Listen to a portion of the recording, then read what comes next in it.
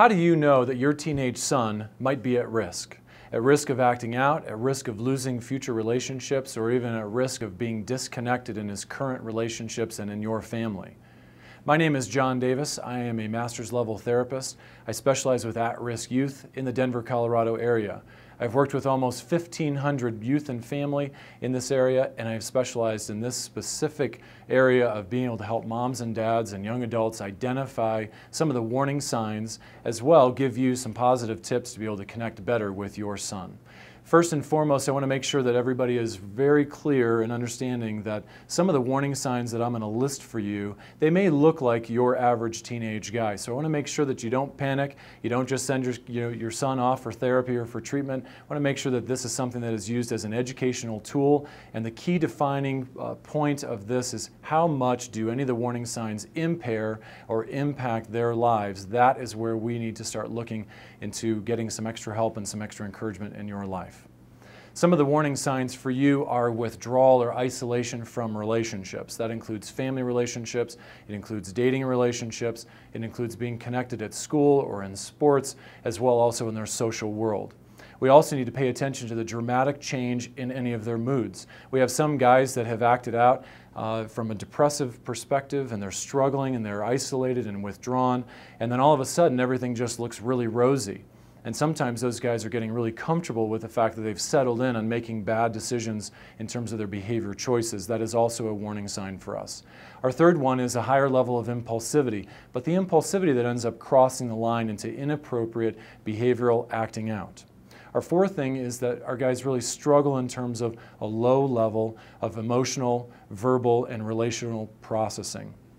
Another area is low coping skills. It's a mechanism in our brain that is wired that allows us to be able to process linearly, steps of this is where I'm struggling and this is what I need to do. When you are withdrawn and disconnected at the level that I'm talking about, the coping skills and then the problem solving skills are going to be very, very low. At the same time, we're going to have a teenager that is ruminating and spending way too much time thinking about all of the different things that are impacting and affecting him, but they're not verbally processing that, which then therefore means that we're going to be a lot more verbally aggressive. And that aggression is something that takes on a completely different animal in and of itself, in the fact that it starts impacting everybody that's around you. And obviously it would be a level of inappropriateness.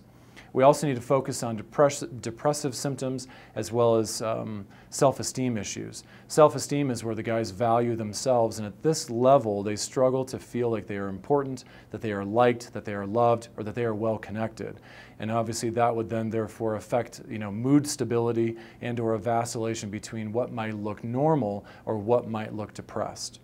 Now I want to give you some helpful tips. I've written a book. The book is called Extreme Pursuit. It is published by Nav Press. You can purchase a copy of the book at navpress.com.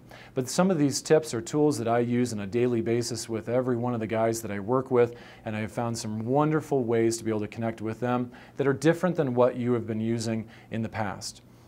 Number one is I want you to start breaking the family rules.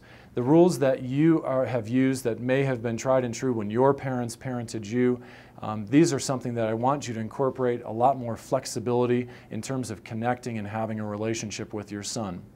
Breaking the rules, essentially can look like us taking a break, not feeling like we have to process out the problem or the conflict right now. We want to try to emulate what the teenage world looks like, which means sometimes they need to have a break, and sometimes we need to be able to come back and talk about this tomorrow. We want to model what they are living in their teen world. My second concept is what I refer to as the 90-second window.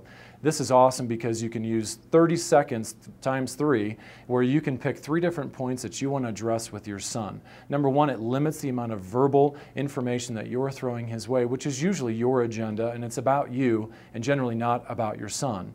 So the reason why 90 seconds is important is because us as parents, we want to make sure we get our point across. We want to make sure that they really, hear you. And my thing is, I would rather have it be brief and short and to the point. We live in a get-it-now information society. It is important that we can also jump into that world and give them information quickly and then allow them to be able to process it. Great way of using that tool is to use a note card where you can write down the 3 things that you might be frustrated about, give it to your son, and ask him to respond to you as to what he's going to do that might look different. The third concept that I want to use is what I refer to as shoulder-to-shoulder communication.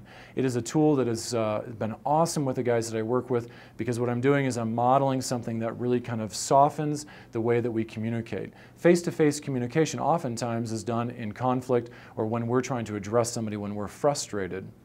Why it works so efficiently is because we're standing or sitting or riding in the car side by side. We don't have to make eye contact. The fact that there's no eye contact with a teenager means that it's allowing him to process and think and then be able to come back and maybe engage into the relationship with you.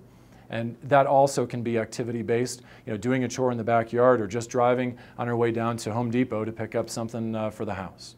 Our fourth tool that we want to use is pursuing rather than hunting. As we know, we oftentimes hunt our teenagers when they come home. They've had a bad day, they've had a test, or they're stressed about relationships, and they want to be left alone. So they drop their books, they run up to their room, and oftentimes as parents, we want to follow them up. Hey, how was your day? What's going on? And what you get is a response of, leave me alone, give me a break, I need 5 minutes by myself. We need to be able to let them come to us, and the way to do that is to give them a break, give them some space. We need to force ourselves as parents to have to be quiet, and we have to wait. That way we're encouraging our son a good communication tool that allows them to come towards us, and that is the model of pursuing. The last one that I use is what I refer to as teenagers are like crock pots. We all know what a crock pot is, something we put some food in, some spices, some fluids, we let it be on a medium heat for 8 hours, and at the end of the day we've got a great meal that we did very little work for. Teenagers are like crock pots in the fact that they are so stressed in their daily lives, in their relationships, the performance issues, sports, dating, etc., and they just throw it all into their brain and they have it on a medium to a high heat for an extended period of time. And with the fact that they are low in communication, low in problem solving, they really struggle to be able to get that information out. So over an extended period of time, or even a short period of time, that will start to fester, it will start to boil, and eventually it will crack, or it may spew everything out, or it may explode. I hope these 5 tips and I hope the warning signs are something that you will be able to use as efficient tools and be able to connect and have a deeper relationship with your son.